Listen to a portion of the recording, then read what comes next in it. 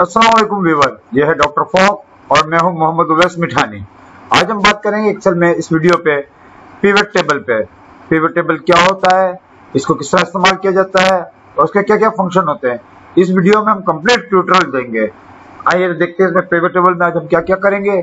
तो सबसे पहले तो हम करेंगे इसमें कि इसको इंसर्ट कैसे किया जाता है, फिर इसकी सॉर्टिंग कैसे होती है, फिर फिल्टर इसमें क्या होता है, फिर कैलकुलेशन फील्ड्स क्या होती हैं या उनकी कैलकुलेशन कैसे कैसे होती हैं, फिर 2 डायमेंशन पिवट टेबल कैसे बनते हैं, फिर इनकी ग्रुपिंग कैसे करते हैं हम, फिर multi level and calculation multi calculation कैसे होंगी, नेक्स्ट मल्टी फिल्टर क्या होंगे, नेक्स्ट फ्रीक्वेंसी डिस्ट्रीब्यूशन किस तरह क्या कहलाती है, फिर स्लाइसर और टाइमलाइन यूज करेंगे, फिर डेटा सोर्स को चेंज करेंगे, फिर सब टोटल एंड ग्रांड टोटल देखेंगे, फिर इसके बाद कैलकुलेटेड फील्ड होती हैं और आइटम्स होते हैं, उनको मैनिपुलेट कैसे करते हैं, फिर पिवट टेबल के बिहाइंड क्या डेटा चल रहा होता है उसको कैसे देखेंगे, फिर पिवट टेबल का डेटा कैसे गेट करेंगे और लास्ट में पिवट टेबल का चार्ट कैसे बनाएंगे।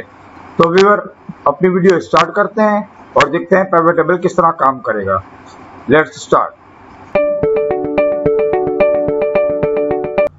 तो व्यूअर मैंने एक सैंपल डेटा लिया है फॉर पिवट टेबल बनाने के लिए, जो कि यूनाइटेड नेशंस की पूरी दुनिया की पॉपुलेशन के रिकॉर्ड है, जो अपडेट उनके पास रिकॉर्ड है, उसके मतलब वो डेटा मैंने लिया है। उसमें देखते हैं कि हम उसको पिवट टेबल कैसे बनाते हैं। तो आप जब भी किसी डेटा का पिवट टेबल बनाना चाहें तो एक बात का ख्याल रखिएगा कि उसमें आपकी हेडिंग जरूर हो, क्योंकि हेडिंग्स ना हो तो पिवट टेबल को मैनेज करना बड़ा मुश्किल हो जाता है और याद नहीं रहता या समझ में नहीं आता कि कौन सी डेटा कहाँ पे हमें रखना है। दूसरा ये ख्याल रखें कि इसमें बीच में आपके डेटा के दरमियान कोई ब्रेक ना हो। ब्रेक होने से ये नुकसान होता है कि पिवट टेबल का जब डेटा ऑटोमेटिक हम उठाते हैं तो वो जहाँ ब्रेक आ जाता है वहां तक वो डेटा उठाता है, फिर हमें मैनुअली मैनेज करना पड़ेगा, फिर ब्लैंक सेल भी एक प्रॉब्लम कर जाएंगे। तो नंबर 1 तो उसकी हेडिंग होनी जरूरी है, नंबर 2 बीच में डेटा में ब्रेक ना हो। जैसे मेरा कंटिन्यू डेटा चल रहा है 234 रो तक, यानी 233 मुल्कों का। अब इसके कहीं भी डेटा के किसी भी हिस्से में मैं अपने सेल को रख के इंसर्ट टैब में जाता हूँ। इंसर्ट टैब में आप शुरू में देखें तो लिखा हुआ पिवट टेबल, तो पिवट टेबल को मैं क्लिक कर दूं तो पिवट टेबल की जो विंडो खुल जाएगी। इसमें देखें डेटा को उसने ऑटोमेटिक सेलेक्ट कर लिया है और मेरा पूरा डेटा सेलेक्ट किया है इसने, क्योंकि इसमें कोई बीच में ब्रेक नहीं है।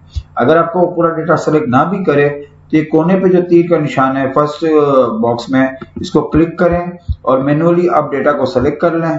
ये मैंने मैनुअली सेलेक्ट कर लिया और इसको दोबारा क्लिक करें तो ये डेटा आपका सेलेक्ट हो गया इसने। अब आपसे नीचे ये पूछ रहा है कि आपको न्यू वर्कशीट में चाहिए एग्जिस्टिंग वर्कशीट में। एग्जिस्टिंग वर्कशीट का मतलब ये है कि पहले से मौजूद शीट पे आपको डेटा चाहिए जिसमें आप अपनी मर्जी से लोकेशन देंगे। जैसे मैं अगर इसको क्लिक करके यहाँ क्लिक करता हूँ तो मुझे एक जगह देनी है जहाँ पे मुझे डेटा देना है। मैं पहले सेल को ही दूंगा खाली कि यहाँ से मैंने डेटा शुरू करना है और वो वहां पे पिवट टेबल बना देगा। लेकिन मैं न्यू वर्कशीट पे भी जाता हूँ, वो तो आप समझ गए किस तरीके से वो आएगा, और उसको ओके कर दूं तो देखिए एक नई शीट इसने बना के डेटा इनपुट कर दिया है। यहाँ पे इसने एक बॉक्स बना दिया जो पिवट टेबल का एरिया है और साइड पे इसने एक पेन बना दिया राइट साइड पे जो पिवट टेबल का आपको हेडिंग्स प्रोवाइड कर रहा है। अब इसी हेडिंग्स के नीचे आप देखेंगे तो आपको 4 फील्ड्स दे रहा है, एक फिल्टर, एक कॉलम, एक रो, एक वैल्यू। फिल्टर पे हम बाद में बात करेंगे, पहले हम कॉलम पे बात कर लें। कॉलम से मुराद ये कि आप अपनी हेडिंग्स यहाँ पे कौन सी रखना चाह रहे हैं, जो हर कॉलम में एक हेडिंग्स आएंगी। और रो का जो सेक्शन है वो आपको बताएगा कि जनाब यहाँ पे आपको कौन सी हेडिंग्स रखनी है। ठीक है, तो यहाँ पे आप रो में आप जो डेटा रखना चाहते हैं वो यहाँ पर आएगा और जो कॉलम में हेडिंग्स रखना चाह रहे हैं वो यहाँ पर आएंगी। और अगर आप वैल्यूज जो है, जो वैल्यूज आप मालूम करना चाह रहे हैं, जो नंबर्स मालूम करना चाह रहे हैं वो यहाँ पर आएंगी। तो मैं एक काम करता हूँ कि मैं रीजन को यानी कॉन्टिनेंट्स को कॉलम में ले लेता हूँ। तो यहाँ पे देखें आगे Africa, America, Asia, Europe, Oceania, grand total, और कंट्रीज के नाम जो होते हैं वो मैं यहाँ पे डाल देता हूँ। ये सारे कंट्रीज के नाम आ गए जितने भी नाम थे, और आपके कॉन्टिनेंट यहाँ पर आ गए। अब पॉपुलेशन को मैं इस वैल्यू ले लेता हूँ। अगर मैं पॉपुलेशन को इस वैल्यू ले लूँ, देखिए हर एक की पॉपुलेशन ये मुझे बताने लगा कि देखिए जी आपकी अल्जीरिया में इतनी है, आपके अंगोला की इतनी है जो कि अफ्रीका का है। फिलहाल मैं ये जो रीजन है उसको हटा देता हूँ। तो ये हमें एक लाइन में बता रहा है कि जनाब हर कंट्री की जो तकरीबन सिमिलर डेटा बन गया है जो कि यहाँ पे मौजूद है, उसके बिल्कुल सिमिलर डेटा बना चुका है ये, और शीट 2 का और एज इट इज बना चुका है। मैं अगर इसकी पॉपुलेशन हटा दूं इस वैल्यू से, और यहाँ पे मैं थोड़ा सा चेंज करूँ, ये कंट्री भी मैंने हटा दिया, यहाँ मैं रीजन्स डाल दूं और यहाँ पे मैं कंट्रीज के वैल्यू डाल दूं, तो मुझे बताएगा कि अफ्रीका में 58 कंट्रीज हैं, अमेरिका के एरिया में 53 हैं, एशिया में 51 हैं, यूरोप में 48 हैं, और ओशियाना के इलाके में जो कि ऑस्ट्रेलिया और उसके आसपास के इलाके उसमें 23 है। इस तरह पेपर टेबल बनाते हैं और अपने डेटा को समराइज करते हैं। तो ये हो गया हमारा पेपर टेबल को हम इंसर्ट कैसे करेंगे। तो व्यूअर मैंने अपनी पिछली वीडियो के डेटा के मुताबिक यहाँ पर सॉर्टिंग पेपर टेबल कुछ इस तरह बनाया है कि रोज में मैंने स्टैटिस्टिकल रीजन्स लिए हैं, यानी सब कॉन्टिनेंट्स के भी मजीद जो पार्ट्स किए गए हैं वो लिए गए, और यहाँ पे पॉपुलेशन दे दी गई है कि वैल्यू में पॉपुलेशन दे देगी किस इलाके में कितनी पॉपुलेशन है, ये डेटा दिया है। तो सवाल यह आता है कि इसको सॉर्टिंग कैसे करें। सॉर्टिंग इसमें दो तरीके से होती है। एक तो ये कि जो रो के लेबल्स हैं या रो की जो जितनी भी हेडिंग्स हैं इनको ABCD के हिसाब से सॉर्ट करें। तो इसके लिए हम ये जो ड्रॉप डाउन है इसको क्लिक करेंगे तो यहाँ पे सॉर्ट A to Z है या Z to A है। मैं Z to A कर दिया तो ये रिवर्स हो गया, फर्स्ट Z से लेके वो A की तरफ जा रहा है, और अगर मैं इसको A to Z कर दूंगा तो ये A से लेकर Z की तरफ जाएगा। अगर आप अपनी मर्जी से कोई और सॉर्टिंग करना चाह रहे हैं तो आप इसमें मोर ऑप्शन में जाके आप अपने ऑप्शन डिसाइड करेंगे कि आप ऑप्शन में क्या क्या सेटिंग करना चाहते हैं। फिलहाल मैं इसको इसी पे रहने देता हूं कि हम इसकी सॉर्टिंग जो है रो लेवल में A to Z रख रहा हूं। दूसरा तरीका ये होता है कि हम जो आपकी वैल्यूज आ रही हैं उसके मुताबिक सॉर्टिंग करें। ये सॉर्टिंग हम लोगों को नहीं आती है, लेकिन ये सॉर्टिंग बहुत काम आती है कि मैं ये चाह रहा हूँ कि जो हाईएस्ट नंबर ऑफ पॉपुलेशन है वो ऊपर आए और लोएस्ट नीचे चली जाए। तो मैं इसको राइट क्लिक करूंगा और यहाँ पे लफ्ज सॉर्ट, इस राइट क्लिक के जो कमांड ऑप्शन है इसमें सॉर्ट आया हुआ है, तो मैं इसमें ले लेता हूँ smallest to largest, largest to smallest. मैं सबसे बड़े को ऊपर रखना चाहता हूँ तो मैं लार्जेस्ट टू स्मॉलेस्ट कर देता हूँ। तो देखिए अभी बता दिया इसने कि साउथ एशिया में सबसे ज्यादा आबादी है, फिर इसके बाद ईस्टर्न एशिया में है, फिर इसके बाद साउथ ईस्टर्न एशिया है, फिर ईस्टर्न अफ्रीका है, फिर साउथ अमेरिका है, फिर वेस्टर्न अफ्रीका है। इस तरह इसने पॉपुलेशन के हिसाब से भी सॉर्टिंग कर दी। यानी कि अगर आप चाहें तो बाय नेम सॉर्टिंग कर सकते हैं, बात चाहें तो बाय वैल्यू भी कर सकते हैं। दोनों सॉर्टिंग आप कर सकते हैं इसमें, और इसमें सॉर्टिंग आपने असेंडिंग फॉर्म में करना है या डिसेंडिंग फॉर्म में, ये आपकी चॉइस पर है। तो ये होता है पेपर टेबल में सॉर्टिंग करने का तरीका।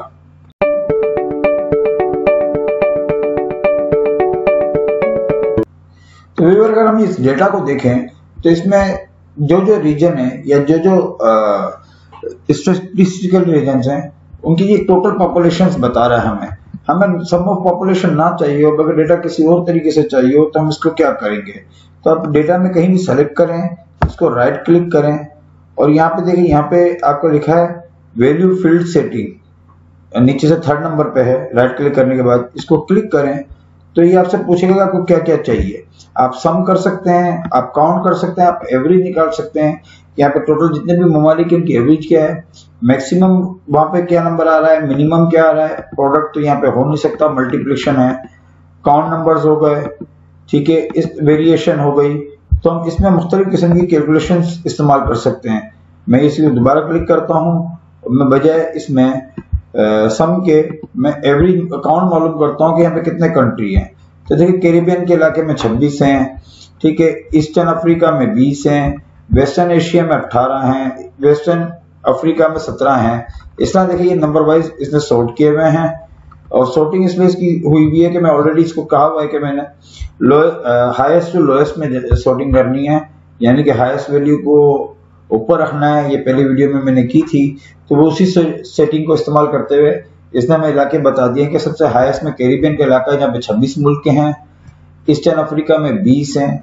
अगर मैं इसकी सेटिंग फिर चेंज करूं, बजाय काउंट करने के मैं अगर यहाँ पे फील्ड सेटिंग में जाऊं और यहाँ पे मैं एवरेज मालूम करूं कि किस इलाके में क्या एवरेज है, तो देखिए साउथ एशिया में सबसे ज्यादा एवरेज आ रही है, फिर इसके बाद ईस्टर्न एशिया में, कि यहाँ पे कंट्री कम है लेकिन यहाँ पे आबादी ज्यादा है, तो इनकी एवरेज जो है वो टॉप पर बन रही है।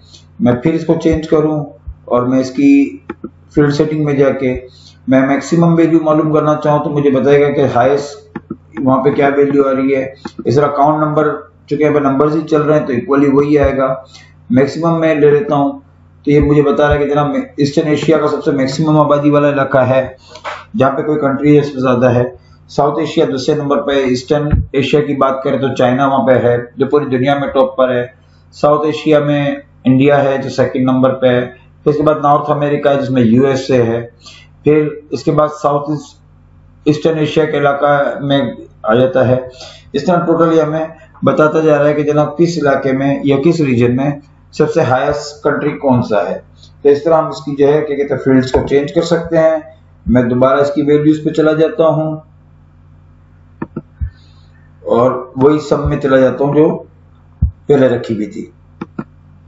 तो अब जो है ये इस तरीके से आ गया, और इसी में मैं आपको बता दें कि साउथ एशिया सबसे ऊपर है, फिर इसके बाद ईस्टर्न एशिया है, फिर इसके बाद साउथ ईस्टर्न एशिया है, और इस तरह इसने सॉर्टिंग कर दी है। तो ये तरीका होता है हम अपनी कैलकुलेशन जो होती है इसमें इसको चेंज करने का, या हम अपनी मर्जी से इसमें आप मुख्तलिफ किस्म की कैलकुलेशंस को इस्तेमाल कर सकते हैं।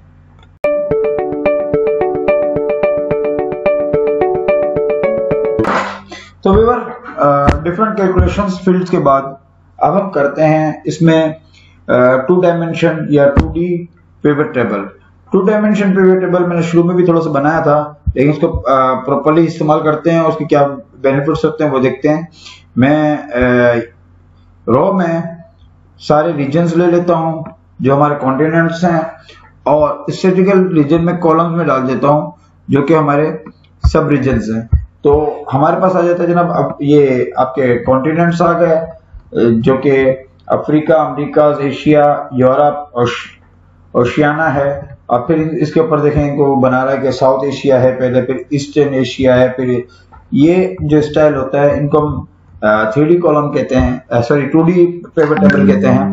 2D पिवट टेबल का फायदा ये होता है कि हम किसी भी चीज को मजीद सब कैटेगराइज कर लेते हैं। जैसे यहाँ पे हमारे पास मेन रीजन्स हैं उनको सब कैटेगराइज कर दिया है कि जनाब ठीक है उनके फर्दर जो सब रीजन्स हैं उनके हिसाब से उनकी क्या पॉपुलेशंस बन रही हैं।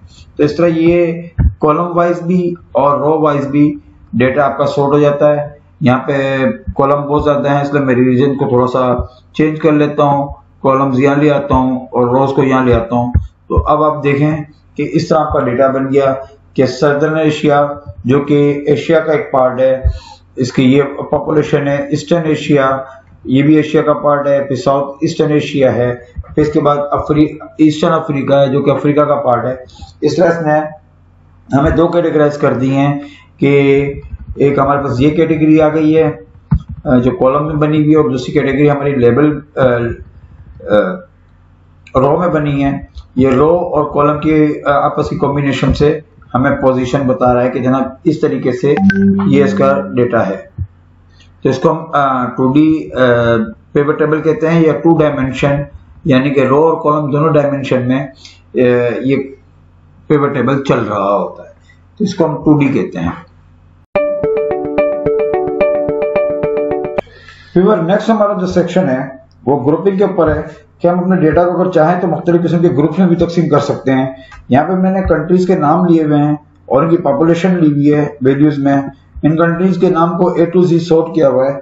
अब हम इसकी ग्रुपिंग करते हैं अल्फाबेटिकल, एक ही ग्रुपिंग कर लेते हैं। ये ए के नाम मैंने सारे सेलेक्ट कर लिए, तो ये देखिए मैंने जो रो लेबल्स हैं उसमें ए नाम के सारे सेलेक्ट कर लिए और उसको राइट क्लिक करके यहाँ पे मैं इसको देखिए इस बॉक्स में लिखा हुआ ग्रुप, इस पे क्लिक कर देता हूँ तो ये ग्रुप में तकसीम हो गया। इस ग्रुप को मैं बंद कर देता हूँ। सेकंड मेरे पास बी आ गया, इस बी को मैंने सेलेक्ट किया सारे, यहां तक ब्रोंडी तक बी है, इसको मैंने राइट क्लिक किया, इसको एक ग्रुप बना दिया। ये सेकंड ग्रुप मेरा बी वाला बन गया, इसको भी बंद कर दिया। नेक्स्ट ये मेरा सी ग्रुप है,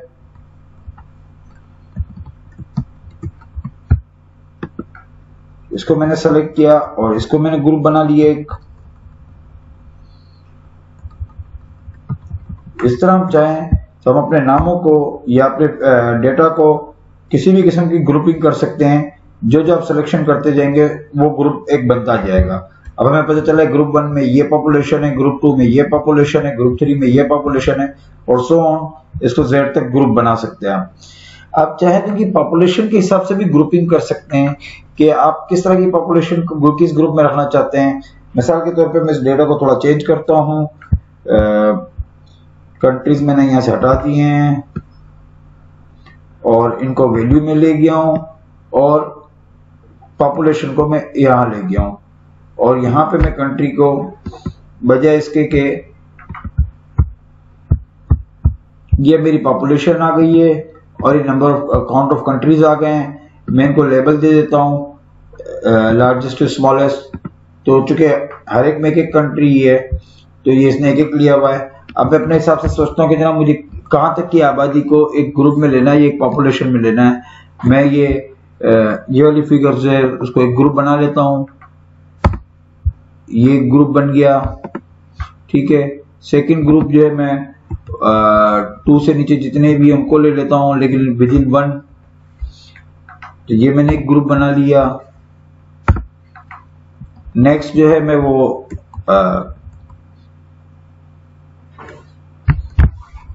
10 फिगर्स वाले पूरे के पूरे या 5 से नीचे ऊपर तक के ग्रुप बना लेता हूँ। ये मेरा एक ग्रुप बन गया। अब देखिए जैसे जैसे मैं ग्रुप बनाता जा रहा हूँ तो मुझे बताता जा रहा है कि उसमें कितने कंट्रीज आ रहे हैं और अब ये 5 से लेके इसको मैं 0 तक का ले जाता हूँ, क्योंकि एक लंबी लिस्ट होगी ये।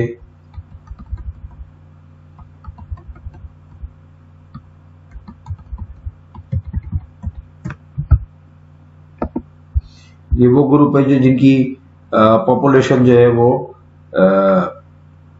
1 मिलियन से हाईएस्ट है, ये ग्रुप बन गया। नेक्स्ट इस तरह मैं चाहूँ तो इनकी ग्रुपिंग कर सकता हूँ कि कंट्रीज को मैं किस तरह ग्रुपिंग में रख सकता हूँ, चाहे वो बाय नेम हो, चाहे वो उनकी पॉपुलेशन के हिसाब से हो, ये आपकी चॉइस पर है कि आप उनकी ग्रुपिंग कैसे करना चाहते हैं।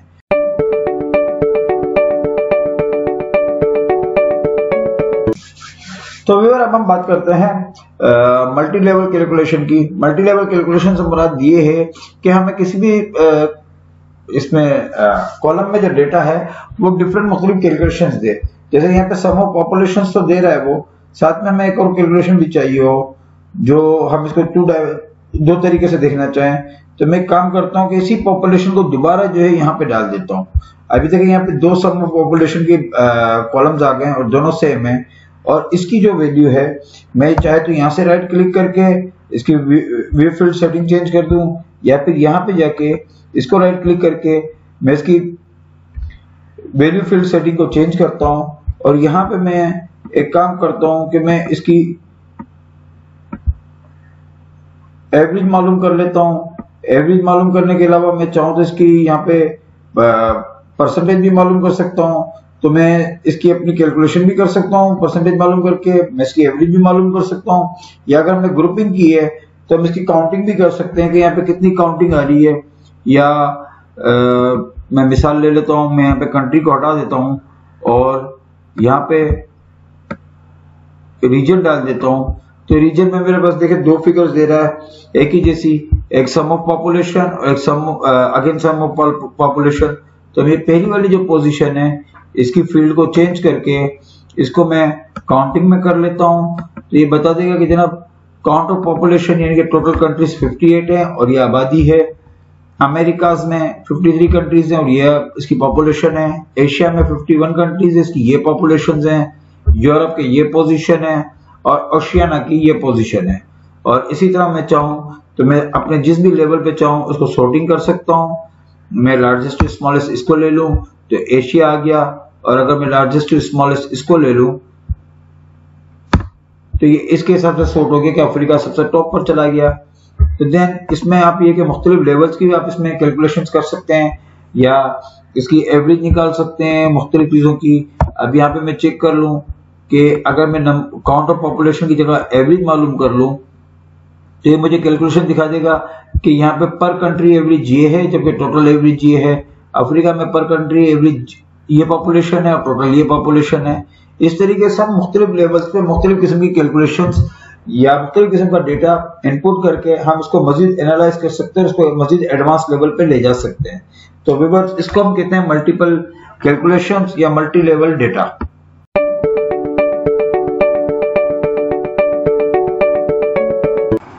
तो व्यूअर, नेक्स्ट हमारा जो मौजू है या सब्जेक्ट है वो है फिल्टर। जो मैंने शुरू में मना किया था कि फिल्टर पर हम थोड़ा देर से बात करेंगे, तो आज पे बात करते हैं। वैसे नॉर्मली तो अगर हम इसके यहाँ पे इस लेवल को देखें, ड्रॉप डाउन को, तो यहाँ पे फिल्टर के मुख्तलिफ ऑप्शन दिए हुए हैं जो कि लेबल फिल्टर करते हैं या वैल्यू फिल्टर करते हैं। लेकिन हम इसके पिवट टेबल के फिल्टर के ऊपर बात करेंगे जो कि ये सेक्शन है। इस सेक्शन पर बात करने के लिए हम एक काम करते हैं कि हम अपनी रिपोर्ट को मजीद किस तरह फिल्टर कर सकते हैं। मैं एक काम करता हूँ, मैं रीजन को यहाँ पे ऐड कर लेता हूँ। तो यहाँ पे आप देखेंगे मेरे डेटा के ऊपर, पिवट टेबल के डेटा के ऊपर रीजन की एक हेडिंग आ गई है और इसमें ऑल लिखा हुआ है। इसके ड्रॉप डाउन को मैं क्लिक करूँ तो तमाम पांचों के पांचों रीजन यहाँ पे मौजूद है। मैं किसी एक को सेलेक्ट करता हूँ और ओके करता हूँ। अब मुझे सिर्फ वही कंट्रीज नजर आएंगे जो अमेरिका के रीजन में आते हैं, जो अमेरिका से रिलेटेड रीजन हैं।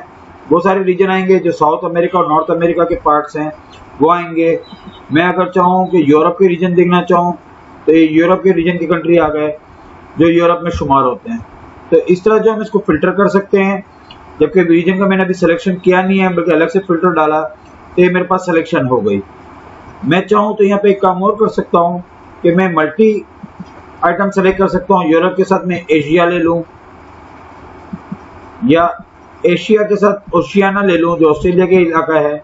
तो ये दोनों देखे कि यहाँ पे अमेरिकन समोआ जो ओशियाना का इलाका है, आर्मीनिया एशिया में आता है, फिर ऑस्ट्रेलिया आपके ओशियाना में आता है। तो ये दोनों कंट्रीज, दोनों रीजन की कंट्रीज इसमें दिखा रहा है। ये तो हो जाता है पिवट टेबल का फिल्टर। एक काम आप और भी कर सकते हैं कि आप एक नहीं दो रीजन डाल दें। मैं यहाँ पे एक और रीजन जो मैंने कंट्री 2 के नाम से ग्रुपिंग की हुई थी उसके रीजन मैंने बना, उसके मैं फिल्टर में डाल देता हूँ। और अगर आप में देखो तो यहाँ पे तो मैं ऑल रीजन कर देता हूँ, पहले ओके कर दिया, तमाम कंट्रीज आ गए। इसमें पहले लाइन में मैं जाता हूँ, पहले फिल्टर पे जाता हूँ और यहाँ में सिर्फ एशिया सेलेक्ट करता हूँ तो मेरे पास सारे एशिया के कंट्रीज आ गए। लेकिन अब मैं कहता हूँ कि मुझे ग्रुप 1 जो मैंने बनाया था वो कंट्रीज एशिया में कौन कौन से वो दिखा दे। तो इसमें मुझे पता है ग्रुप ए में सिर्फ अफगानिस्तान, आर्मेनिया, अजरबैजान है। जबकि अगर मैं तमाम ग्रुप के ले लेता, ऑल कंट्रीज ले लेता एशिया के, तो एशिया के तमाम कंट्रीज आ रहे होते। या अगर मैं एशिया के अलावा तमाम रीजन ले लेता और ग्रुप 1 ले लेता तो ग्रुप 1 में मुझे ए से रिलेटेड तमाम कंट्रीज आ जाते। लेकिन मैंने एक काम किया, ग्रुप 1 भी ले लिया और यहाँ पे सिर्फ बताइए ग्रुप 1 में मुझे सिर्फ एशिया कंट्री चाहिए।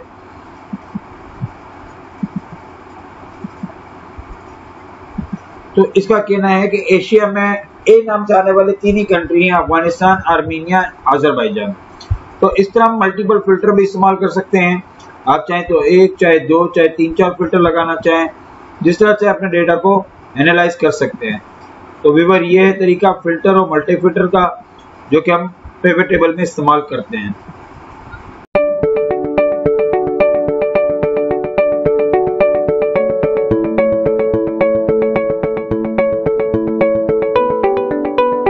व्यूअर्स, इस सेक्शन में हम फ्रीक्वेंसी डिस्ट्रीब्यूशन के बारे में बात करेंगे। फ्रीक्वेंसी डिस्ट्रीब्यूशन क्या होती है, ये वो लोग जो स्टेट्स पे बहुत ज्यादा काम करते हैं, स्टैटिस्टिक्स डेटा पर काम करते हैं, उनको इसके बारे में पता होगा कि फ्रीक्वेंसी डिस्ट्रीब्यूशन क्या होती है। लेकिन मैं सिंपल समझाने के लिए बता देता हूँ कि मैंने अभी तमाम कंट्रीज को उनकी आबादी के लिहाज से यानी उनकी पॉपुलेशन के लिहाज से उनको नंबरिंग दे दी है कि वो दुनिया में किस नंबर पर हैं। अब यहाँ पे देखिए सॉर्ट तो हुए हुए रीजन वाइज हैं, लेकिन उनकी जो रैंकिंग है वर्ल्ड में पॉपुलेशन के हिसाब से वो रैंकिंग इनको दी हुई है। तो इस हिसाब से फिर हम इनके डेटा को फ्रीक्वेंसी डिस्ट्रीब्यूशन देंगे कि टॉप 10 कंट्रीज कौन से हैं, की टोटल आबादी क्या है, या सेकंड टॉप 10 कंट्रीज की टोटल आबादी क्या है। मैं काम करता हूं कि जो एस नंबर है यानी इनकी जो रैंकिंग है वो यहाँ पे ले लेता हूं और यहाँ पे इनकी पॉपुलेशन ले लेता हूं। जैसे 1 2 3 4 करके कंट्री आए हुए हैं कि वो कंट्री जो फर्स्ट पर है उसकी आबादी क्या है, सेकंड की आबादी क्या है, थर्ड की आबादी क्या है। अब मैं इसकी ग्रुपिंग करता हूँ, राइट क्लिक करके ग्रुप में गया। जैसे मैं ग्रुप में गया हूँ, चूंकि यहाँ पे डेटा इसको एक प्रॉपर अंदाज में मिल रहा है तो इसकी ग्रुपिंग वो बोला है मैं ऑटोमेटिक भी कर सकता हूँ। और इसलिए कह रहा है कि मैं नंबर 1 से लेके 233 जो टोटल नंबर है वहां तक लेता हूँ और 10-10 के ग्रुप बना लेता हूँ। 10-10 के ग्रुप बना के मैं अगर इसको ओके कर दूं तो देखिए ये बोल रहा है कि टॉप 10 जो कंट्रीज हैं इनकी टोटल आबादी ये बनती है। वो कंट्रीज जो 11 से 20 के दरमियान आते हैं उनकी आबादी ये है। 21 से 30 के दरमियान जो कंट्री आ रहे हैं उनकी आबादी ये है। 31 से 40 तक जो है कंट्री हैं उनकी आबादी ये। इस तरह ये ग्रुपिंग कर रहा है कि 10-10 कंट्रीज के हिसाब से कि उनकी आबादी कितनी कितनी बन रही है। और आखिरी जो 10 कंट्रीज हैं जो 231 से 240 के रेंज में आते हैं, क्योंकि 233 तक की टोटल कंट्रीज हैं तो उनकी आबादी टोटल ये बन रही है। इस तरह हम फ्रीक्वेंसी डिस्ट्रीब्यूशन करते हैं, यानी कि एक तरह की ग्रुपिंग कर लेते हैं नंबर के हिसाब से और इनका डेटा को एनालाइज करते हैं।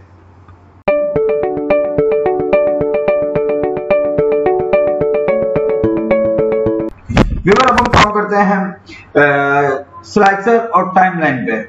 स्लाइसर और टाइमलाइन के लिए मैंने एक अलग डेटा लिया है जिसमें ये मुख्तलिफ डेट्स हैं, ये कंट्री के नाम है, उनको भेजे जाने वाली ये आइटम है जो एक्सपोर्ट की गई है और उसकी वो टाइप क्या है कि वो फ्रूट है या वेजिटेबल है और अमाउंट क्या है। इस तरह का डेटा लिया है, उसका हम नया एक पिवट टेबल बनाते हैं, वही मैं इंसर्ट करता हूँ। ये पिवट टेबल डेटा इसने ऑटोमेटिक सेलेक्ट कर लिया है, न्यू वर्कशीट पे ओके कर दिया। सबसे पहले मैं यहाँ पे रोज में कंट्रीज के नाम ले लेता हूँ, ठीक है।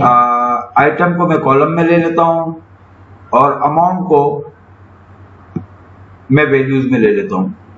ये टोटल हमारे पास डेटा हो गया, एक 2D ग्राफ पिवट टेबल बन गया जिसमें ये ऊपर कॉलम में तमाम फ्रूट्स और सब्जियों के नाम हैं और यहाँ कंट्रीज के नाम है जिनको एक्सपोर्ट किया गया और सेंटर में वैल्यूज आ रही है, इनकी अमाउंट आ रही है।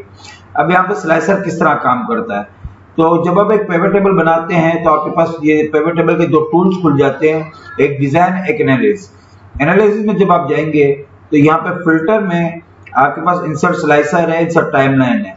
हम पहले स्लाइसर पे बात कर रहे हैं तो स्लाइसर को इस्तेमाल करते हैं। आप सिर्फ क्लिक करेंगे इसको तो ये आपसे पूछेगा कि किस किस्म का स्लाइसर आपको बनाना है, country wise, date wise, time, item wise, type wise या अमाउंट वाइज। क्योंकि अमाउंट, कंट्री और आइटम ये तीन चीजें तो हमने ली है, हम यहाँ पे टाइप ले लेते हैं। टाइप को ओके करते हैं तो इसने आपके सामने एक बॉक्स खोल दिया है जिसमें जितने भी टाइप थे, एक फ्रूट था एक वेजिटेबल था, दोनों टाइप दिखा दिए। अब मैं फ्रूट को क्लिक करता हूँ तो यहाँ पे देखिए तमाम सब्जियों को उसने हटा दिया है, फिल्टर कर दिया है और सिर्फ हमें फ्रूट्स बता रहा है कि फ्रूट्स की क्या वर्थ है, किस मुल्क को कितने फ्रूट एक्सपोर्ट किया गया और कौन सा फ्रूट एक्सपोर्ट किया गया। अब मैं वेजिटेबल दबा दूं तो वेजिटेबल्स के नाम आ गए और किस कंट्री को कितनी वेजिटेबल एक्सपोर्ट की गई, इसको मैं थोड़ा साइड कर दूं, वेजिटेबल एक्सपोर्ट की गई ये बताई जा रही है। अगेन फ्रूट में आ जाए तो ये फ्रूट आ गया, ये वेजिटेबल आ गया। अगर स्लाइसर खत्म करना हो तो आप ये जो फिल्टर का क्लियर फिल्टर है इसको दबा दें, ये सारा खत्म हो जाएगा, लेकिन ये स्लाइसर आपके सामने मौजूद रहेगा। अब दोबारा स्लाइसर का भी अप्लाई कर सकते हैं। अगेन इसको खत्म कर दें। इस स्लाइसर को खत्म करने के लिए इसको सेलेक्ट करें और डिलीट कर दें तो ये आपका स्लाइसर खत्म हो गया। तो ये तो होता है स्लाइस का इस्तेमाल। इसमें हम डेटा को फिल्टर करते हैं, मजीद कैटेगराइज करते हैं। एक और दूसरा तरीका है जो कि टाइमलाइन का है। टाइमलाइन के मतलब ही आप समझ जाते होंगे कि किसी टाइम के हिसाब से। तो टाइमलाइन को क्लिक करते हैं, क्योंकि इसमें एक ही किस्म का टाइम है, वो डेट है, तो डेट को ले लेते हैं, ओके करते हैं। ये आपके सामने एक बार की सूरत में तमाम मंथ्स आ गए जिस मंथ की एंट्रियां की हुई हैं या जिस डेट पे एंट्री की हुई है। अब मुझे सिर्फ मार्च का डेटा चाहिए, तो मैं मार्च को क्लिक करता हूँ। इसने मार्च में डेटा दे दिया कि मार्च में आपके इस मुल्कों में ये सप्लाईज की गई। मैं जून में जाता हूँ, इसने जून का डेटा दे दिया, ये जनवरी का डेटा है, जुलाई का डेटा, सोन ये दिसंबर तक डेटा है। आप इसमें जिस तरह चाहे डेटा को कर सकते हैं। अब इसके मंथ है, आप इसको क्वार्टर में भी कर सकते हैं। जैसे क्वार्टर 1 जो होता है वो जनवरी से मार्च तक का है, क्वार्टर 2 अप्रैल से लेकर जून तक, फिर क्वार्टर 3 जुलाई से लेकर सितंबर तक, और क्वार्टर 4 अक्टूबर नवंबर दिसंबर, ये 3 महीनों का है। आप इसको मजीद चाहे तो मंथ वाइज कर सकते हैं, डेज वाइज भी कर सकते हैं और ईयर वाइज भी कर सकते हैं। तो ये होता है स्लाइसर का इस्तेमाल और टाइमलाइन का इस्तेमाल। इसको भी खत्म करने के लिए आप इसको क्रॉस कर को बटन को दबा दें, आपके चारों क्वार्टर्स आ गए, यानी पूरा साल आ गया। और आप इसको डेज में कर लें या मंथ में कर लें, तो मंथ वाइज पूरा डेटा आपके पास आ गया है। तो इस तरह हम टाइमलाइन और स्लाइसर का इस्तेमाल करते हैं और डेटा को मजीद स्पेसिफिक एनालाइज करते हैं।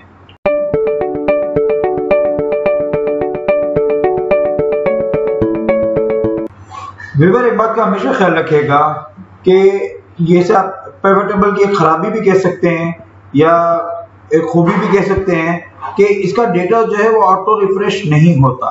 मिसाल के तौर पे अगर मैं यहाँ पे डेटा चेंज कर दूं इन सब का, या इसको और सिर्फ इसी एरिया को सिर्फ मैं सॉर्टिंग में कर दूं, बाकी सबको ना करूं, तो यहाँ पे डेटा में कोई तब्दीली नहीं आती है, क्योंकि इसमें ये सॉर्टिंग जो है इसकी रिफ्रेशिंग जो है वो मैनुअल करनी पड़ती है। मैनुअल करने का आसान तरीन तरीका तो ये है कि अगर हम इसकी रिफ्रेश मैनुअल करना चाहें, आप राइट क्लिक करें और यहाँ पे रिफ्रेश का बटन है, इसको क्लिक कर दें। एक तो ये ऑप्शन है। दूसरा ऑप्शन ये कि एनालाइज में जाएं और यहाँ पे रिफ्रेश है, इसको रिफ्रेश कर लें। चाहे तो आप तीसरा ऑप्शन ये कि ये जो डेटा है इसको आप ओपन में हमेशा के लिए इस तरह रख लें कि जब इसको ओपन करें तो ये रिफ्रेश हो जाया करे। तो मैं रिफ्रेश कर रहा हूँ, राइट क्लिक करने के बाद ये मैंने रिफ्रेश किया तो अब देखिए डेटा चेंज हुआ है। तो जब भी आप अगर अपने ओरिजिनल या रॉ डेटा जो है या मेन डेटा जो है उसके अंदर चेंजेस करेंगे तो पिवट टेबल को आपको रिफ्रेश करना पड़ेगा। इसमें ऑटोमेटिक रिफ्रेश करने का कोई तरीका होता नहीं है। हाँ, इसमें एक चीज ये कर सकते हैं आप कि इसमें जो मैनुअल रिफ्रेश का एक ऑप्शन ये होता है कि जब हम इसको ओपन करते हैं तो ये ऑटोमेटिक रिफ्रेश हो जाए। तो ये ऑप्शन आप सेलेक्ट कर सकते हैं कि इसके ओपन होने पे ये ऑटोमेटिक रिफ्रेश हो जाएगा। तो डेटा को ऑटोमेटिक ओपन करने पे जब हम फाइल को ओपन करें और ये रिफ्रेश हो जाए ऑटोमेटिक, इसके लिए हमें एक काम करना होता है कि कहीं भी आप राइट क्लिक करें। राइट क्लिक करने के बाद इसके पिवट टेबल ऑप्शन में जाएं। पिवट टेबल ऑप्शन में जब आप जाते हैं तो यहाँ पे सेकंड लास्ट ऑप्शन है डेटा। डेटा में आप देखेंगे कि यहाँ पे दो चेक लगे हुए, तीसरे पे नहीं लगा हुआ। Refresh data when opening the file, इसको रिफ्रेश कर दें, ओके कर दें, चेक लगा दें और यहाँ पे ओके कर दें। अब जब भी आपकी फाइल आप रीओपन करेंगे तो ये डेटा आपका रिफ्रेश कर देगा। तो इस तरह हम डेटा को रिफ्रेश करते हैं।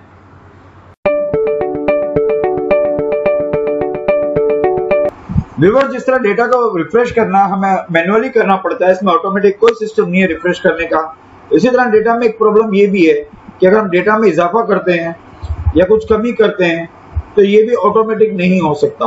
आप यहाँ पे अगर डेटा में इजाफा करते हैं या कुछ कमी करते हैं तो इसमें आपके पिवट टेबल में रिफ्रेश करने पे कोई तब्दीली नहीं आती।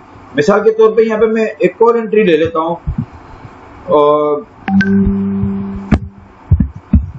जापान, और यहाँ पे कोई भी एक चीज उठा लेता हूँ।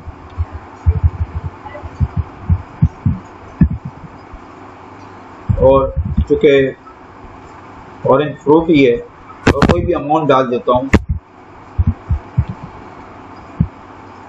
तो अगर मैं यहाँ पे डेटा को रिफ्रेश करता हूँ तो यहाँ पे मुझे रिफ्रेश करने के बावजूद भी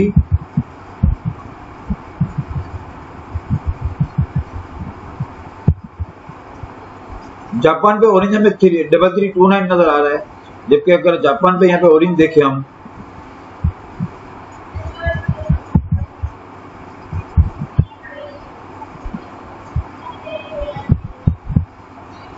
इस यहाँ पे जाकर सेलेक्ट करें जापान को, तो 3329 तो ये एंट्री है। तो इसका मतलब है कि ये वाली जो एंट्री है वो अभी तक शामिल नहीं हुई है। तो इसको आप किस तरह शामिल करें हम, तो इसके लिए हमेशा में जब हम डेटा को बढ़ाते हैं या कुछ कमी करते हैं और उसमें तब्दीली लानी हो, तो हम पे लाजिम हो जाता है कि हम इस डेटा को चेंज सोर्स करें। तो मैं डेटा को चेंज कर रहा हूँ, सोर्स पे जा रहा हूँ। अब इसने जो लिमिट दी हुई थी, मैं अब इस लिमिट को चेंज कर रहा हूँ कि पहले ये जो है डेटा एक लाइन कम था, अब मैं जापान को भी इसमें शामिल कर रहा हूँ और फिर इसको ओके कर देता हूँ। तब कहीं जाके देखें अब जापान पे ऑरेंज 5874 की हो गई है। यानी कि जब भी अगर आप डेटा इजाफा करेंगे तो आपको डेटा जो है वो चेंज करना पड़ेगा, या अगर आप सोर्सेस का चेंज कर रहे हैं और कहीं और शीट से कहीं और टेबल से डेटा उठा रहे हैं तो आपको मैन्युअली इसको चेंज करना पड़ेगा। तो चेंज करने के लिए हम ये चेंज डेटा सोर्स में जाते हैं और चेंज डेटा सोर्स करते हैं और फिर इसकी सिलेक्शन करते हैं। हाँ, अलबत्ता एक काम इसमें हो सकता है कि अगर आप चाहते हैं कि ऑटोमेटिक वो खुद इसको अपडेट करता रहे, तो हमेशा एक काम करें कि अपने डेटा को बजाय एक नॉर्मल रेंज के रखने के उसको फॉर्म टेबल बना लें, उसको एक टेबल के तौर पे बना लें। और ये अब एक टेबल बन गया। अब टेबल बनने के बाद मैं यहाँ पे जो सोर्स है इसकी वो चेंज कर देता हूँ और बजाय इसको लेने के मैं इसको टेबल का नाम दे देता हूँ। अब इसने टेबल 1 पूरा ले लिया है और ओके कर देता हूँ। तो अब जब भी मैं इसमें इजाफा करूंगा, मिसाल के तौर पे जब भी मैं इस टेबल में इजाफा करूंगा, एक और एंट्री ले लेता हूँ मैं, कंट्रोल डी, और यहाँ पे मैं रशिया को ले लेता हूँ।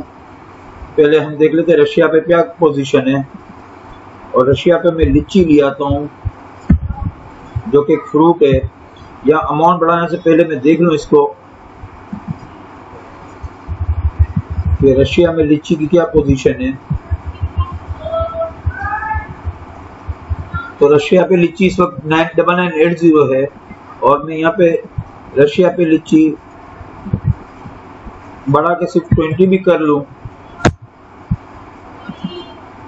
तो रिफ्रेश करने पे ये 10,000 हो गई। यानी कि अगर आपका डेटा टेबल की सूरत में बना हुआ है या डिफाइन हुआ है इस टेबल, तो आपका डेटा इंक्रीज करने पे वो ऑटोमेटिक इंक्रीज करेगा, रिफ्रेश करने पे आपको डेटा मिल जाएगा। लेकिन अगर आपकी रेंज बनी हुई है तो आपको हर बार चेंज डेटा सोर्स करना पड़ेगा और दोबारा सिलेक्शन करनी पड़ेगी। तो ये तरीका होता है।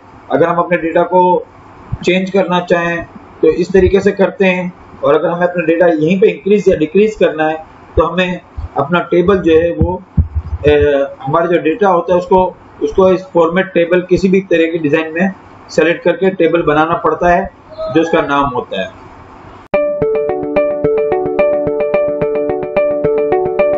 व्यूअर्स, सब टोटल और ग्राउंड टोटल के लिए हम पिछले पिवट टेबल पे फिर से आते हैं जो हमने फर्स्ट टाइम में बनाया था, और वहाँ पे जो कंट्रीज के नाम है और ये पॉपुलेशन है उसके हिसाब से एक सिंपल सा पिवट टेबल बनाया हुआ है। और अब हम देखते हैं कि इसका सब टोटल क्या होता है, किस तरह से आता है, उसको हम किस तरीके से दूसरी जगहों पे शिफ्ट कर सकते हैं। मिसाल के तौर पे जो कंट्रीज हैं इनके साथ में इनके ग्रुपिंग कर लेता हूँ इससे स्टैटिस्टिकल रीजन में कि किस किस रीजन के हैं। तो ये आप देखें कि ये ऊपर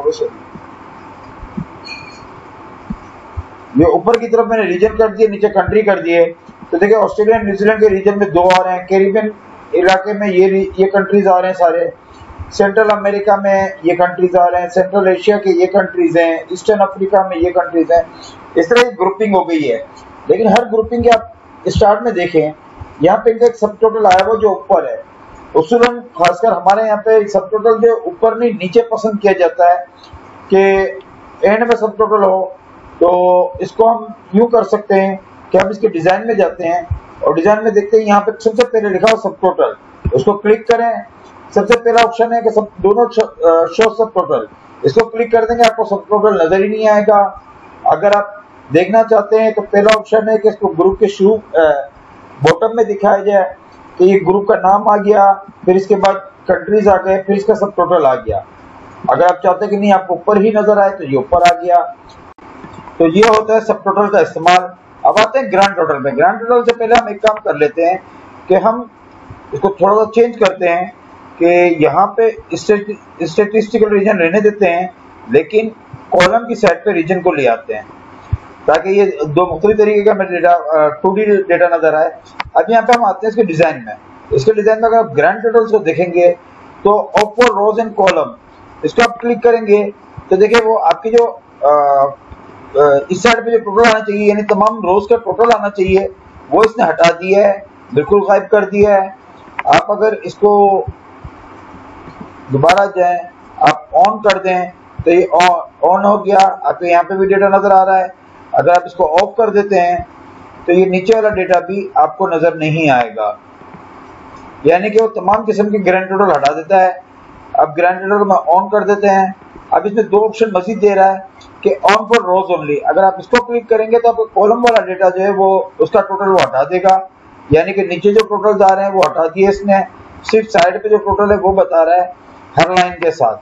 लेकिन अगर आप चाह रहे हैं कि जनाब साइड वाला टोटल ना आए बल्कि नीचे टोटल आए तो आप दोबारा जाके ऑन फॉर कॉलम्स ओनली कर लें, या आपको सिर्फ कॉलम का टोटल दे रहा है, जबकि यहाँ पे जो रोज के टोटल है वो नहीं बता रहा है। और अगर आप सारे ही चाह रहे हैं तो ये दोनों ही ऑन कर दें तो ये दोनों के टोटल आ गए। इस तरह हम ग्रैंड टोटल और सब टोटल को चेंज करते हैं और इसको अपनी मर्जी के हिसाब से, अपने डेटा के हिसाब से या प्रिंट के हिसाब से इसको एडजस्ट करते हैं।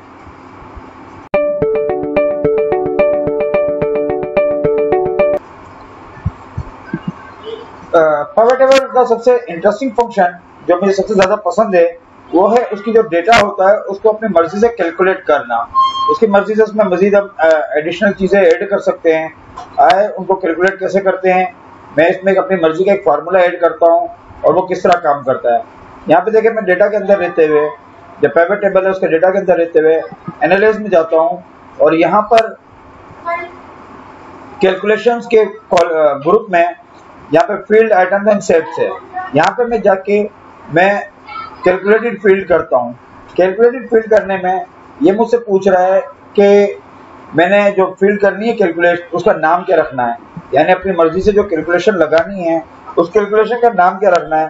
तो मैं लिख देता हूँ परसेंटेज ऑफ सेल्स, या नाम रख देते हैं commission.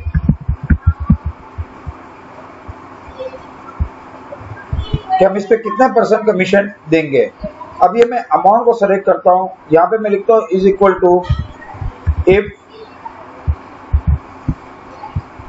Amount is more than और equal to 75,000 then 5% multiply by amount, और अगर इस कंडीशन को पूरा ना करे तो कोई कमीशन नहीं। यानी कि अगर वो 75,000 या से ज्यादा की सेल होती है तो 5% कमीशन दिया जाएगा अमाउंट का, वरना कोई कमीशन नहीं दिया जाएगा। इस फील्ड को मैं ऐड कर देता हूं और ओके कर देता हूं। तो यहाँ पे देखिए, यहाँ पे 75,000 से ऊपर सिर्फ एक ये इटली है तो इसका 5% कमीशन ऑटोमेटिक बन गया है, बाकी सारे जीरो आ रहे हैं। यानी कि एक यही जगह है जहाँ पे हमें कमीशन मिल रहा है, बाकी कहीं कमीशन नहीं मिल रहा। इसी तरह ये टोटल ये सेल बन रही है, टोटल सेल का तो कमीशन वो बना रहा है, लेकिन चूंकि किसी का कमीशन है नहीं इसलिए सिर्फ इस फिगर को और टोटल पे वो कमीशन बना रहा है। इस तरह हम अपनी मर्जी से जो चाहे कैलकुलेशन कर सकते हैं। अगर हम एक्सेल के फॉर्मूले जो भी आते हैं हम उसको अप्लाई कर सकते हैं और इस तरह कमीशन या मुख्तलिफ किस्म के कंडीशंस लगा सकते हैं। अब मैं इसी तरह एक दूसरा फॉर्मूला इस पर अप्लाई करता हूँ कि ये जो फील्ड है मेरी इसको मैं चेंज करता हूँ और कैलकुलेटेड फील्ड में जाता हूँ और ये कमीशन का जो फार्मूला है इसको माइनर से चेंज करता हूँ। मैं पहले मैं इस कमीशन को, ये कमीशन है और इसका जो फार्मूला है इसको 75 से हटा के मैं 50,000 कर देता हूँ और ये मॉडिफाई हो गया, ओके हो गया। अब देखें जो 50,000 ये ज्यादा हम सबको एक कमीशन दे रहा है और बाकी किसी को कमीशन नहीं दे रहा। तो जिस जिसको 50,000 से ज्यादा की अमाउंट सेल की गई है उसकी कमीशन बन रहा है, बाकी किसी का कमीशन नहीं बन रहा। तो इस तरह मुख्तलिफ फार्मूले इस्तेमाल करके अपनी मर्जी से कैलकुलेशन कर सकते हैं और मजीद कैलकुलेशन ऐड करके इसके मुख्तलिफ रूल्स देख सकते हैं, मुख्तलिफ एनालिसिस कर सकते हैं, मुख्तलिफ डेटा को कलेक्ट कर सकते हैं।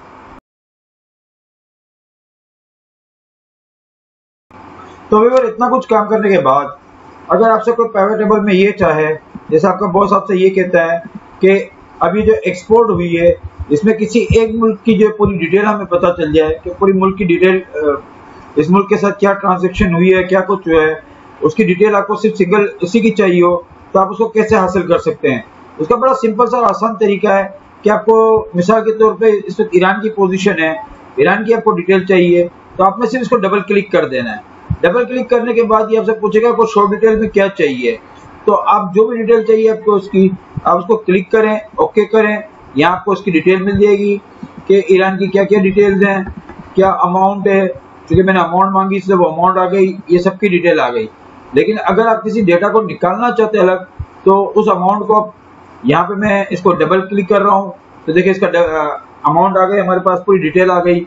इसी तरह मैं अगर किसी डेटा को, इसी ईरान को मैं यहाँ पे इसकी अमाउंट पे डबल क्लिक करता हूँ तो देखिए एक अलग नई शीट बना के ये मुझे ईरान की पूरी पोजीशन बता दे रहा है कि ईरान को कब कब क्या क्या बेचा गया है और क्या क्या भेजा गया है, ये पूरी डिटेल आ रही है। तो इस तरह आप किसी स्पेसिफिक डेटा को अलग से शीट पे ले सकते हैं और बड़ी आसानी से इसको सेपरेट करके शो कर सकते हैं कि अगर किसी की डिटेल चाहिए तो डिटेल आपको इस तरह बड़ी आसानी से मिल सकती है। एक तो ये तरीका होता है और एक वो होता है कि आप जो मेन लाइन है वहां पे डबल क्लिक कर लें और आप इसको डुप्लीकेशन हासिल कर लें। जैसे मैंने डबल क्लिक करके जब इसने डिटेल पूछी थी तो मैं यहाँ पे आइटम के नाम लिख दूं और ओके कर दूं तो यहाँ पे भी मुझे मिल जाएगा कि हर कंट्री के बारे में आ जाएगा कि इसने क्या क्या खरीदा है। तो इस तरह दो तरीके से हम डिटेल मालूम करते हैं। आपको सेपरेट करना है तो आप सेपरेट शीट बना लें, उसमें आपको जो है वैल्यू वाले कॉलम में डबल क्लिक करना है और अगर आपको यही डिटेल मालूम करनी है तो आपको उस किसी भी एक कंट्री पे डबल क्लिक करना होगा। इस तरह हम डेटा को मजीद डिटेल में चेक करते हैं। तो व्यूअर अब हम पिवट टेबल है इसके सबसे कॉम्प्लिकेटेड हिस्से में जाते हैं और वो है कि पिवट टेबल का डेटा गेट किस तरह किया जाता है या पिवट टेबल के डेटा को इस्तेमाल किस तरह किया जाता है। मिसाल के तौर पे मैं यहाँ पे अगर ये लिख दूं कि मुझे अगर इंडोनेशिया के एप्पल के बारे में मालूम करना है कि इंडोनेशिया में कितना एप्पल एक्सपोर्ट हुआ है, एप्पल टू इंडोनेशिया लिख लेता हूँ और इसको मालूम करने के लिए मैं सिर्फ इतना देख लेता हूँ कि इंडोनेशिया के एप्पल की सेल पे लिखे हुए हैं। तो इंडोनेशिया के अगर आप देखें तो B14 पे लिखा हुआ है तो मैं इक्वल का निशान डाल के B14 लिख देता हूँ। अब यहाँ पे B14 मैंने लिख दिया है तो इसने इंडोनेशिया के एप्पल से मुझे बता दिए हैं। लेकिन अगर मैं डेटा को थोड़ा सा चेंज करूं और फिल्टर में जाके मैं सिर्फ यहाँ पे फ्रूट सेलेक्ट करूं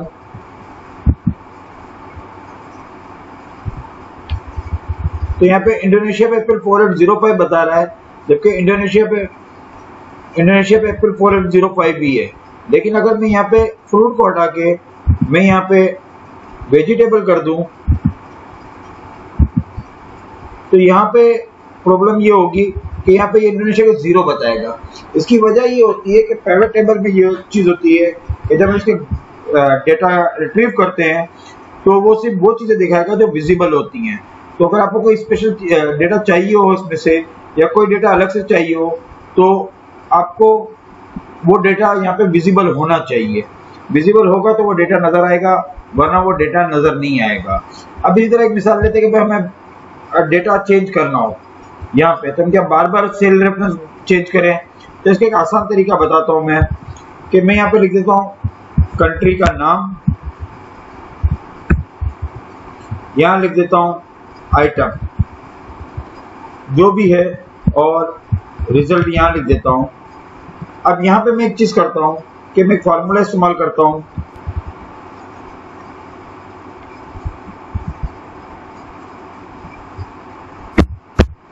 जैसे मैं कंट्री ले लेता हूँ यहाँ पे पाकिस्तान, और यहाँ पे कोई अभी फिलहाल प्रोडक्ट डाल देता हूँ मैंगो।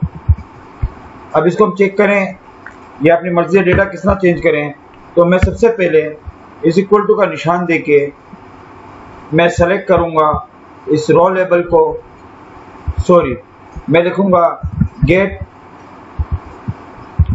प्राइवेट डेटा का टेबल लूंगा, और डेटा फील्ड में ये पूछ रहा है तो मैं सबसे पहले इसको सेलेक्ट कर लेता हूँ।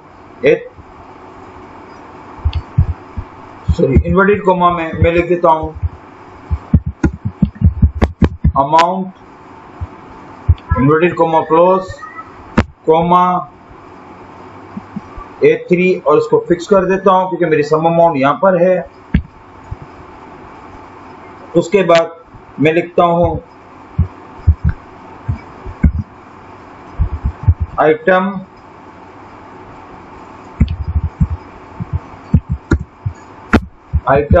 इन्वर्टेड कोमा क्लोज कोमा, और आइटम के लिए मैं ले लेता हूँ इस सेल को, और फिर इसके बाद कोमा डाल के मैं इन्वर्टेड कोमा में लिखता हूँ country, inverted comma close comma, और मैं ये कंट्री ले लेता हूँ और इस ब्रैकेट को मैं क्लोज कर देता हूँ।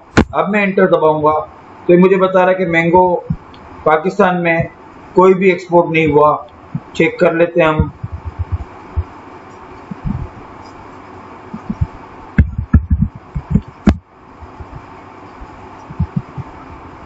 और यहाँ आप देखें तो इसमें कोई मैंगो एक्सपोर्ट नहीं है पाकिस्तान के नाम पे। तो हम कोई ऐसी चीज उठाते हैं जैसे कैरेट है, ये ले लेते हैं ताकि हमें डेटा सही तरह से मिल जाए।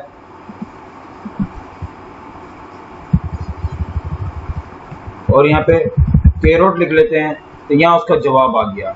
इसी तरह मैं कंट्री चेंज करके यहाँ पे इटली कर दूं तो इटली में कैरेट कोई नहीं है, इटली में ऑरेंज देख लेते हैं, इटली में ऑरेंज के ये प्रोडक्शन है। तो ये फार्मूला होता है, या इसको हम गेट पिवट डेटा कहते हैं। तो इस तरीके से कि हम पहले गेट पिवट डेटा का फार्मूला इस्तेमाल करते हैं, फिर लिखते हैं क्योंकि मेरा पहली हेडिंग अमाउंट है और मुझे अमाउंट चाहिए, देन वो पूछ रहा वो अमाउंट का डेटा कहाँ है, तो वो सम ऑफ अमाउंट पे मैंने ले लिया।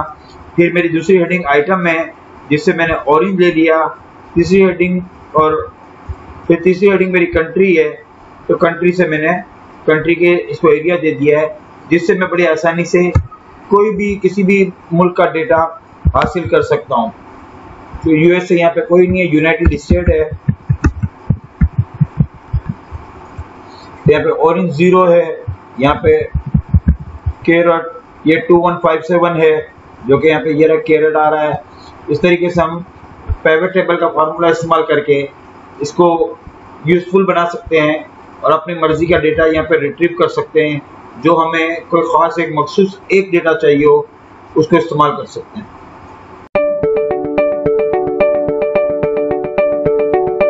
व्यूअर्स, पिवट टेबल में चार्ट बनाना बहुत ही आसान काम है, बहुत वन क्लिक का काम है। ये देखिए मैंने एक सिंपल सा डेटा चूज किया है कि यहाँ पे सारे रीजन स्टेटिस्टिकल रीजन ले लिए हैं और यहाँ पे पॉपुलेशन उनकी आ गई हैं। अब मैं इनका चार्ट बनाना चाह रहा हूँ तो मैंने सिर्फ इस पिवट टेबल में रहते हुए एनालिसिस पे क्लिक करना है और एनालिसिस के बिल्कुल एंड में पिवट चार्ट है, इसको मैं क्लिक कर दूंगा। वो डिफरेंट किस्म के मुझे चार्ट दिखा रहा है, column chart, line chart, pie chart. मैं यहाँ पे 3D पाई चार्ट डाल देता हूँ जो कि मुझे वैसे ही पसंद है 3D चार्ट्स। तो मैं इसको इंसर्ट कर देता हूँ और इसको ओके कर देता हूँ। तो यहाँ पे देखिए ऑटोमेटिकली बगैर किसी मेहनत के यहाँ पे पूरा चार्ट बना हुआ आ गया। और बाकी इसके ये पोर्शंस हैं, ये चार्ट्स के मुख्तलिफ डेटाज हैं। अब ये आप पे डिपेंड करता है कि आप इसकी सॉर्टिंग कैसे करते हैं, किस तरीके से चार्ट को सेट करते हैं, चार्ट की कैसी पोर्शन आपको पसंद है और चार्ट किस टाइप का पसंद करते हैं। तो ये एक सिंपल सा तरीका होता है पिवट टेबल का चार्ट बनाने का। बहुत सिंपल है, बहुत आसान है, सिर्फ वन क्लिक पर है। बाकी चार्ट की सेटिंग क्या करेंगे ये आपके ऊपर डिपेंड करता है। तो व्यूअर हमारी ये वीडियो खत्म हुई। मेरा ख्याल है कि पिवट टेबल के बारे में जितने एक्सपर्ट्स थे उस पर सब पे बात की मैंने। आपको अगर ये वीडियो पसंद आई और आपने कुछ सीखा हो तो इसे लाइक करें, शेयर करें और हमारे चैनल को जरूर सब्सक्राइब करें ताकि हम नई नई चीजें आपको बताते रहें। शुक्रिया।